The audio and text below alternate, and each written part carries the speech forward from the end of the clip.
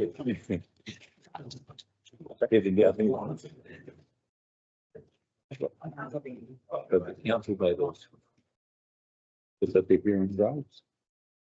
they do.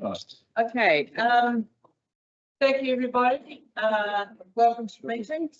Welcome anyone in the live watching. We're going to just start with the colour here, which will also together. Thank you,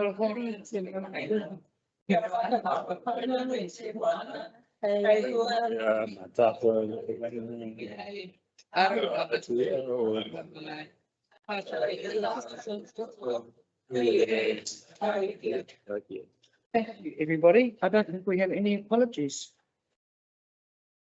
Okay, are there any conflicts of interest for any of these specific papers which are different from the ones that are already declared? In addition, no. Okay. Is any? I don't have any acknowledgements or tributes this time, but other people may. But because I've been away a wee while. I just want Councillor Boston and then Councillor Ellens. Okay, thank you. I just want to acknowledge the work of the Greytown Festival, Winter Christmas Festival organisers, on the trustees and event organiser on a massive month of festivities in Greytown and wider region. Despite the weather. Despite the weather, people came out. It was, I think again, I could agree, it was a huge success. Yeah. And despite the circumstances, they managed to pull off a great event. So Good. kudos to them. Councillor Ellens. Yes, I'd like to acknowledge the passing of Campbell Speedy. He was a farmer for probably a couple of generations out on the top of the Hinakura Hill. He had farmed out there for many years, seen a lot of changes.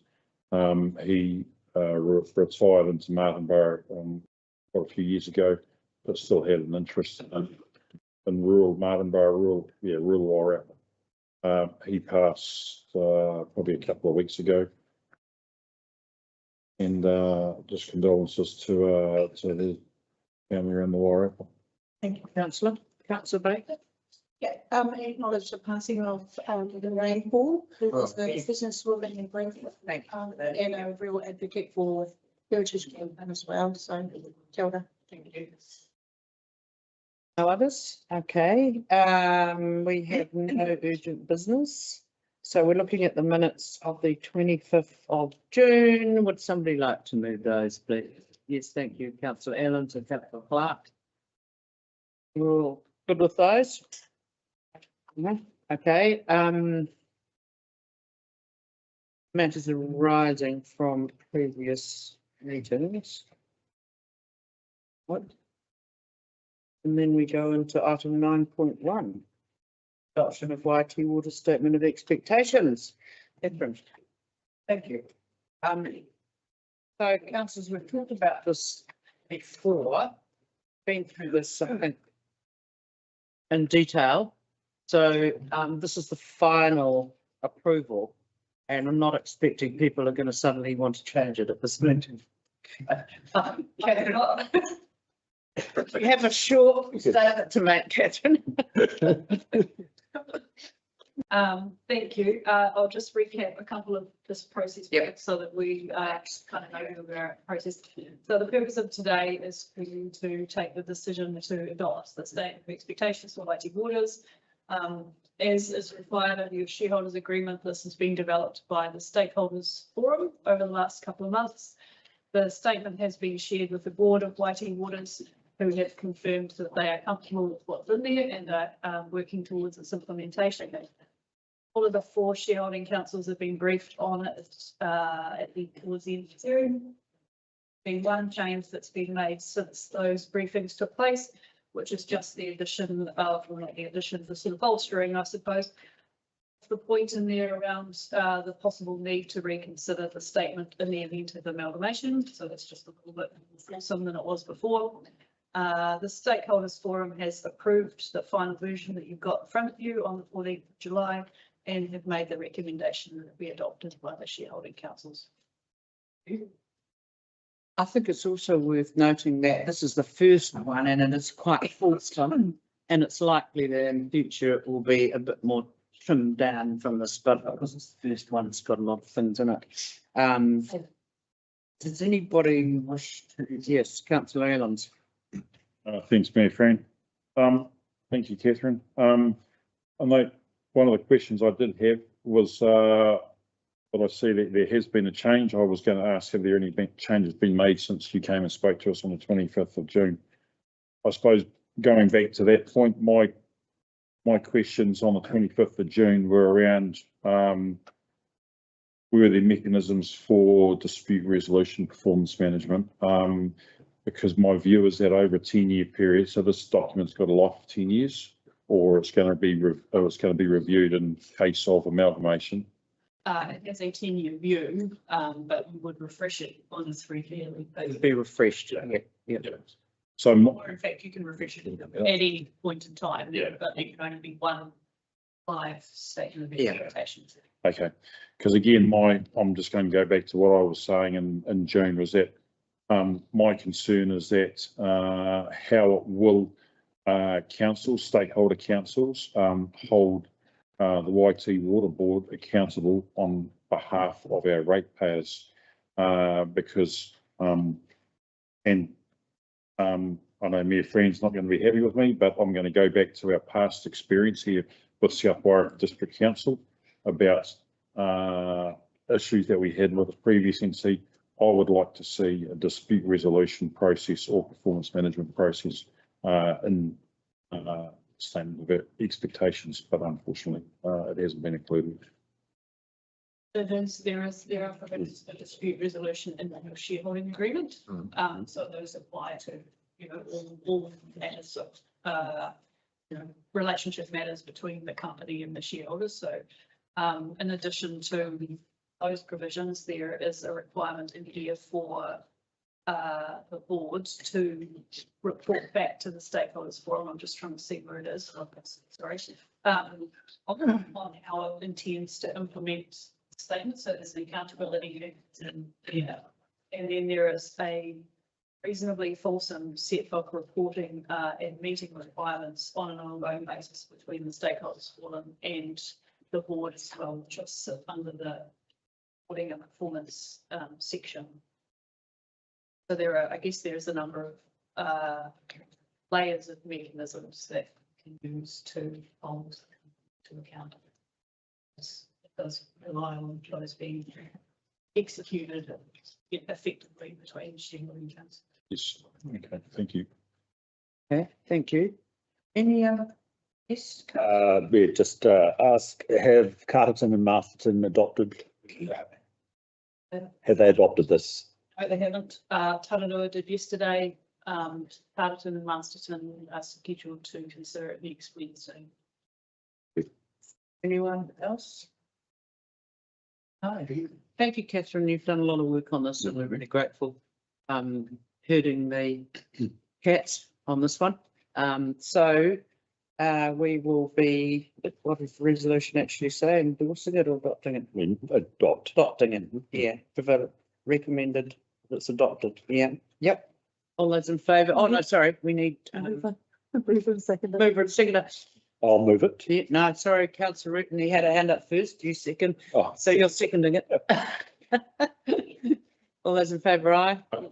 Carry, thank you. Thanks, Catherine, that's really good stuff. Okay, next item is the item 9.2, the Martinborough wastewater treatment plant stage 2 improvements report. James, thank you. Everybody's read it, and some of the councillors have been intimately involved in some of this and know more than others. Greg's here too. Welcome, Greg. Maybe somebody can just give a quick overview. Sure, I can do that. Certainly take the paper as read and Yeah, not absolutely. a Yeah. lot of people involved in this. Really, there's a culmination of a lot of work and the presentations and discussions which the state have been involved in, and some more than others. So seeking endorsement to lodge the consent applications and a notice of requirement, and also seeking approval about the preliminary design with regards to the Local Government Law Services Act. What's the timing is that immediate lodgement? Yes. Yeah. That's really. Oh, okay. Right. Right. Any questions, anyone, or comments? Just wondering, through you, Mayor Wild, just around, with this new model, what would the projected life of the new treatment plant be? So it's not a change to the treatment plant itself, it's simply a place to irrigate the. Irrigation. Yeah, But the, yeah, it's a really good question, so, but essentially, we've looked at how much land is needed to 2060. It's not on certain projection, and we're 38 hectares of the 46 available. So theoretically, Yeah. if that projection is correct, we've got more than, you know, you're on 26. So it all depends on what budget projection. and you've based that on what population projections? Yes, that's the high population projection. Do you know what that is? Good question. What it is. I'm literally it. I'd rather come back to you. I did want to note of that. Oh, yeah, But essentially it's the. that's future proofing Yes, the system that we're yes, indeed. funding.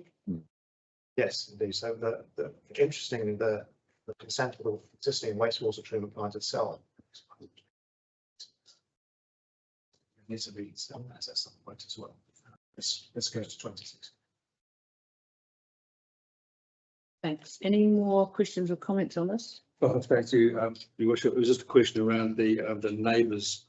Has that all been resolved? Is it still ongoing? I believe it might be issue. Perhaps I could say that some people are unhappy. I mean, people in the immediate vicinity, but several others have said yes, they've had their issues resolved. Okay, cool. So I think it's mixed. Would that be fair to say, Greg? Yes.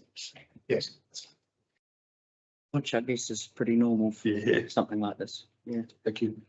One thing that some of the people originally asked was, is this becoming a kind of industrial area for Martinborough? And they were assured, no, in fact, it will be like farmland, the irrigation area. They won't be able to tell the difference. In fact, it's probably better than having a farm cow sheep next to you and spraying untreated. Right, yeah. all over the place.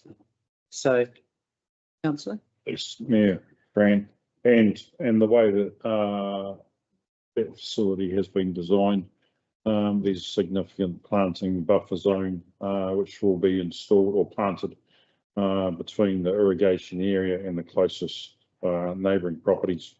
So in fact, that will ensure that those properties cannot see the irrigation process, and B, that planting buffer zone will help prevent any perceived spray drift from drifting down upon their houses. So there's certainly been considerable thought go into minimising any specific risks that was may cause to neighbouring properties. Thank you. Any other? Yes, councillor Clark. I just see something on timeframes here about lodging the consent and that it must be done by 2030. So in that 4-year period, what are the likely projections that you have for establishment? I don't have, so from our perspective, for lodge this year, we'll be well placed to be able to meet the timeframes in terms of delivery by 2030. Okay. So That in theory, you should be able to exceed that timeframe. It's my question.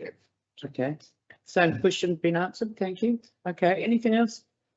I was just wondering around, 0.4 retention of existing underground drains and repair necessary. Have they not been checked on? They have, they will be. These are the coal piles. They are, it's hard drains. Yeah, it's a really interesting question. So essentially, if you walk on the land today, and if you walk on adjacent land, what you find is that our land is drier, because essentially tar drains are there. So having dug up the tar drains to see if they're intact, no. But what we do know is that our land seems to be draining quite well. as compared to adjacent. And it depends on the day to go and check whether, you know, whether I think it was checked, if I can interrupt, the big rain event, one of the recent ones, somebody did go and look at it there. Anyone out? In good shape, yeah. So we know that that's something we just have to be mindful of. Yes, absolutely. Yeah, basically hydraulics essentially means that you put a pipe in the cracks, it sort of represents the least plant resistance, so water will flow over it anyway. So that's what generally happens. But what we do know is really well. So when it rains, it dries out and gives an adjacent. So it seems to be flowing really well.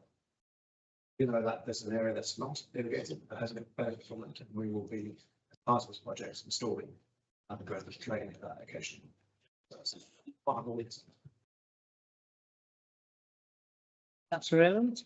And in relation to those last few weather events that we've had around South Wairarapa, one of the neighbouring farmers supplied us with photos and videos of water flowing out of those clay tiles down into that areas, well, the areas that depicted on that aerial map where the yellow is. So that indicates that the drainage, those tile drains are working, and doing what they were designed to do. There was concerns that that this area was flooded.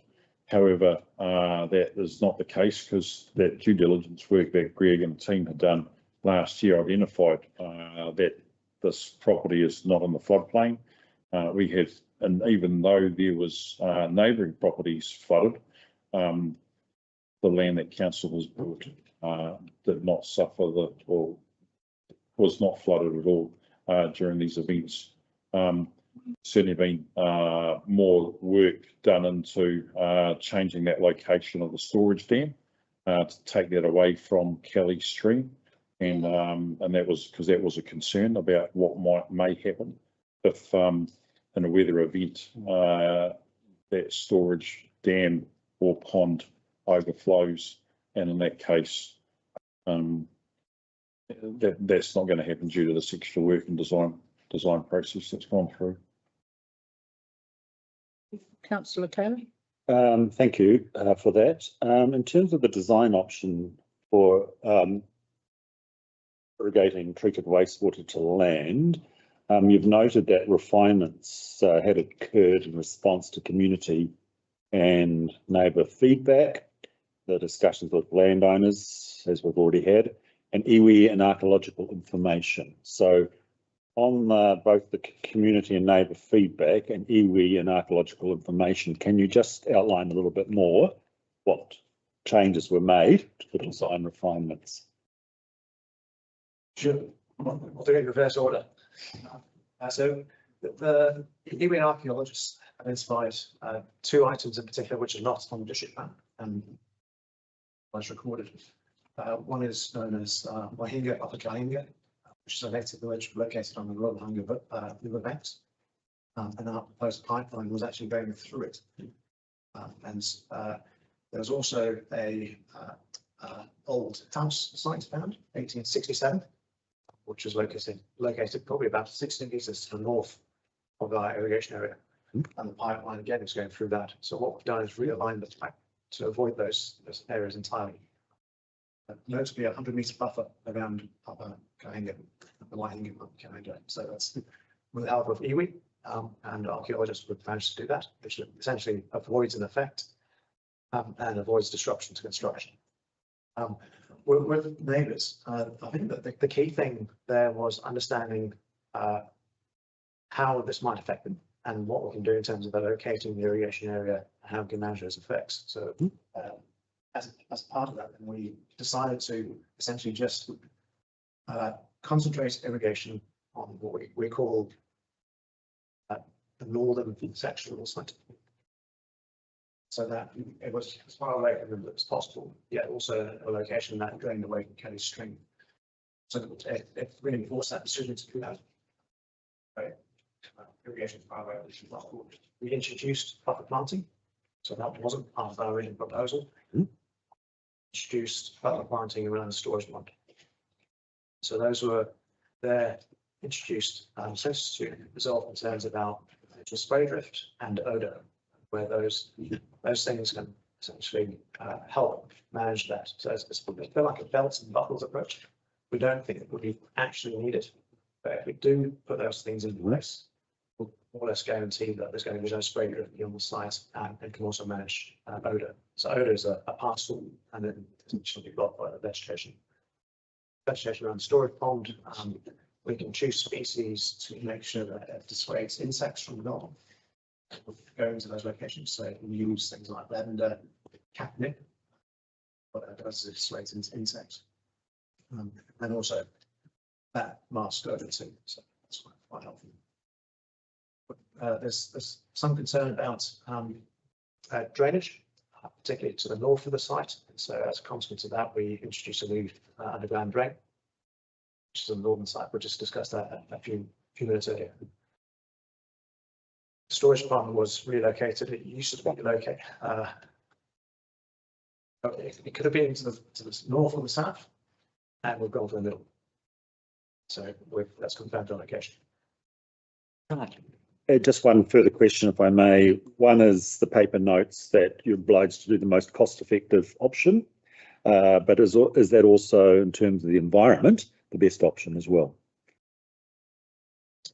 It automatically brings that into play, because essentially what you have to think about is ongoing mitigation operations maintenance.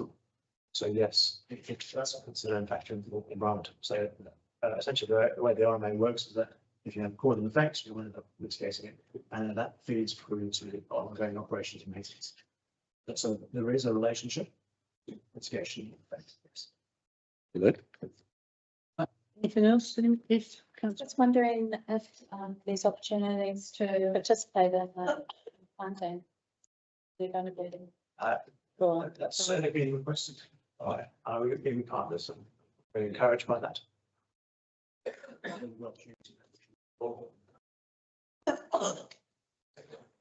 They're also quite keen to come on site and plant other areas. You don't need to plant.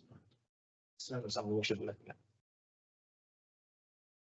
okay, anyone? Yes, The community liaison, there'll be one for this project is like, Yeah. what's the timeline for that? We're obliged to meet them every 3 months. Where's like, has it been set up? What's the, Oh, yes. Yes, I am. The Martinborough Community Yeah. Liaison Group's been going for quite some time. I guess, right, Go to the wastewater It's the treatment. same one from the previous, from the existing. right, Yeah. thanks. Yes, so I said 3 months, it's every 4, it's every quarter, sorry. Okay, anything else? All right, just before we vote on this, I'd like to record our thanks to you, Greg, for the work you've done on this. It's been really difficult, and people are always concerned about something like this, which is near to them. You've been, I think, very helpful, but hopefully for them, but also for us, and being very frequent in your, you know, the attentiveness to this issue and visiting people and talking with them. So thank you very much. And Endorse that. the professional advice you've given. Right, now, did we have a mover and a second for this? Yeah, it has to be councillor Ellens and another Martinborough councillor. Thank you, councillor Archer. All those in favour, aye. Yes, aye. Carried. Thank you very much. Great. Okay, item 9.3, DLC Deputy Chair. I don't think we need to have a big explanation on this, do we, anyone? We have to do this. Okay, we've got a mover and a seconder. Thank you, councillor Isaac and councillor Baker. All those in favour, aye. Against, so carried. Congratulations. Not fell on you. Thank you. Sorry, Mary. Okay, now we've got a resolution to exclude the public, which I'll move. Do I need a second for that too? Or do I just move it? Yeah, read I that, don't know. yeah. Move and second, I'll move it with councillor Clark seconding. All those in favour, aye. Against, no carried. We turn off the recording now. Yes, it is.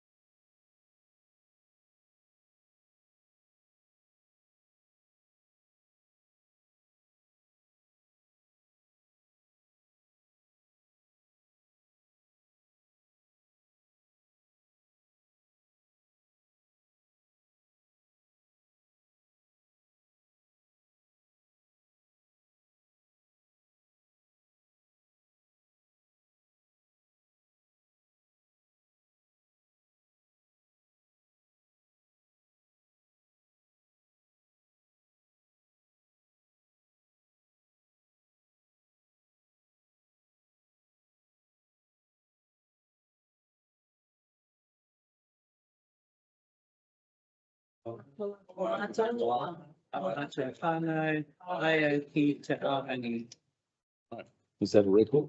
Not quite. 26 minutes.